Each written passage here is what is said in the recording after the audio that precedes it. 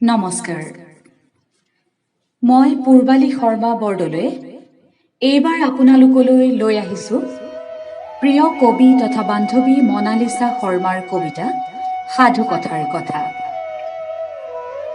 আকৌ আমি উভতি গলোঁ ফুটুকাতলিত শুই থকা সাধুকথাৰ দিনবোৰলৈ। শুকুলা গোন্ধেতাই মেৰিয়াই থৈছিল য'ত প্ৰেমৰ দৰে কাতৰ মৌন প্ৰাৰ্থনাবোৰ। জোন বায়ে বেজিতি দিয়া বেজিনো কেলে মুনাহিবলৈ। এমোলা মৰম ধন সাঁচতীয়া কৰাৰ আপাহতে কতবাৰ ছিঙি গ'ল জোন বায়ে সেয়া কপহুৱা হিয়া। হুৰা হুৰে খহি গ'ল সপোনতে লেট খাই বাসন্তিকা হোৱা মৌ কুঁৱৰীৰ ৰস ঘৰা। পানীৰ জীৱন বুৱতী ধাৰাইহে জানে, কোন সাউদৰ চকুত চকু থলে হিয়ালৈকে সিপাই তেজীমলাৰ গান।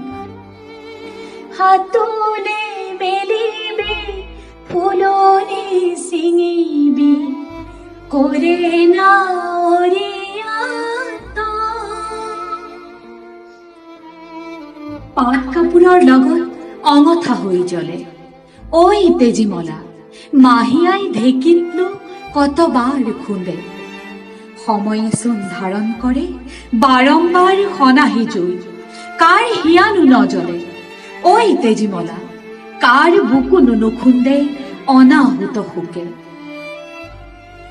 সুতলাহীত সূতা পকোৱাৰ দৰে পাক ঘূৰণি খাই সাধু কথাৰ কথাই।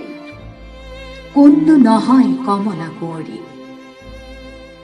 কেওবাৰে ধুৱাই ধুৱাই কাৰ হিয়াইনো এবাৰো নাগায়।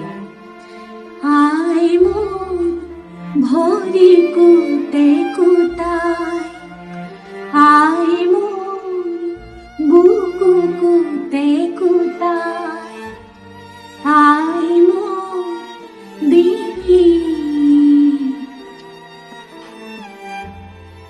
ধন্যবাদ।